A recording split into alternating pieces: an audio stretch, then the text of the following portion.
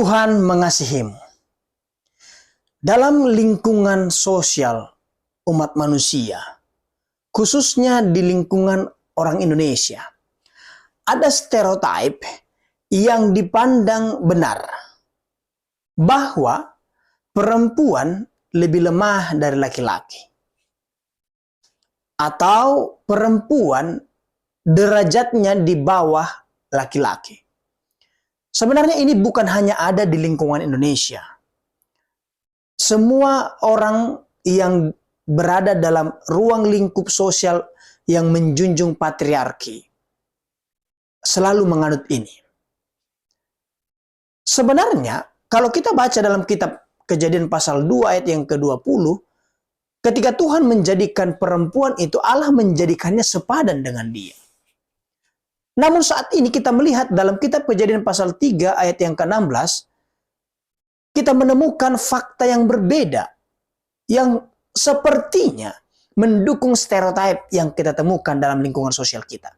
Firman Tuhan katakan dalam kitab Kejadian pasal 3 ayat yang ke-16, firman Tuhan kepada perempuan itu, susah payahmu waktu mengandung akan kubuat sangat banyak. Dengan kesakitan engkau akan melahirkan anakmu, namun engkau akan birahi kepada suamimu, dan ia akan berkuasa atasmu. Kalimat ini adalah kalimat lanjutan yang menjadi akibat dari pelanggaran di Taman Eden. Ketika Tuhan sudah selesai berbicara, menyampaikan kutuk kepada ular, Allah menyampaikannya kepada perempuan itu. Yang mana perempuan itu yang diperdaya untuk digoda oleh ular. Dan isinya adalah susah payahmu waktu mengandung. Kalau kita sensitif untuk melihat situasi dalam kehidupan kita yang nyata, memang penderitaan demi penderitaan dialami oleh setiap perempuan ketika dia mengandung. Yang kadang hormonnya berubah, akhirnya menjadi gatal, yang akhirnya membuat tidak nyaman. Seringkali juga makan makanan yang sangat dia sukai harus tidak dia makan oleh karena perubahan hormon tadi. Menderita. Belum lagi masalah di dalam kandungan yang mengganggu kenyamanannya. Semakin lama bisa membuat semakin tidak nyaman untuk tidur, tidak nyaman untuk duduk, tidak nyaman untuk berdiri. Ada saja yang akan dikeluhkan. Dan ini adalah sebuah kenyataan yang menjadi kegenapan dari apa yang terjadi dalam kitab Kejadian pasal 3 ayat yang ke-16 tadi. Susah payahmu waktu mengandung kubuat sangat banyak.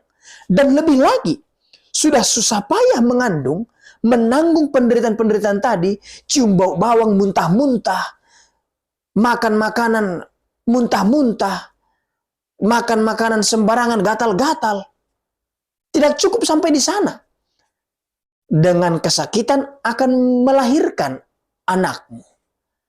Dalam situasi ini, kita berpikir bahwa kesakitan yang dialami ini adalah hanya kesakitan-kesakitan biasa. Tetapi perempuan diberikan kemampuan yang jauh lebih hebat untuk dapat menahan rasa sakit. Kalau laki-laki hanya bisa sampai di 42 knot untuk bisa mampu menahan rasa sakit. Sementara perempuan diberikan kemampuan untuk lebih dari itu. Ketika seorang perempuan melahirkan anak, dia akan mengalami penderitaan sakit sampai di 57 knot. Tetapi dia tidak mati. Kalau laki-laki yang mengalami itu, dia akan mati. 57 knot itu sama dengan ibarat semua badan-badan kita ini, setiap ruas tulang mengalami patah tulang. Bayangkan sakitnya itu. Jadi itu bukan hanya sekedar rasa sakit yang kita kenal dengan pain istilahnya. Tapi itu adalah misery, penderitaan. Dan itu ditanggung oleh perempuan. Maka ketika menyadari situasi ini, meskipun telah dikutuk oleh dosa, perempuan itu menderita seketika mengandung, menderita ketika melahirkan. Tetapi kita lihat tidak ada menunjukkan perempuan itu lebih lemah dalam situasi ini. Maka stereotip yang tadi kita sebutkan di awal, yang populer di lingkungan sosial kita, tidak terpenuhi. Baik sebelum kejatuhan maupun setelah kejatuhan. Karena faktanya, laki-laki tidak mampu menahan sebegitu beratnya luka dan kesakitan itu. Tapi perempuan mampu. Saudaraku yang dikasihi Tuhan, melihat situasi ini, meskipun dosa telah merasuk dunia ini, meskipun kutuk dari dosa diberikan kepada perempuan itu, tetapi ada privilege yang diberikan, kemampuan yang lebih dari yang lain untuk menahan penderitaan itu. Pencobaan-pencobaan yang kamu alami bukanlah pencobaan biasa, tetapi mampu kamu menanggungnya. Apa yang diberikan oleh Tuhan, diizinkan oleh Tuhan, bisa ditanggung oleh umat manusia. 1 Korintus pasal yang ke-10 ayat 13 katakan, karena kalau kamu dicobai, Tuhan akan memberikan jalan keluar. Dan kita bisa menanggungnya.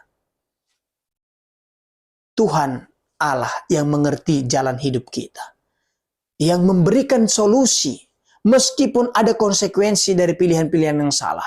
Tapi Allah yang sama tetap memberikan jaminan untuk menyertai kita. Bahkan memberikan kekuatan dalam menjalani konsekuensi yang harus kita terima. Tuhan mengasihimu.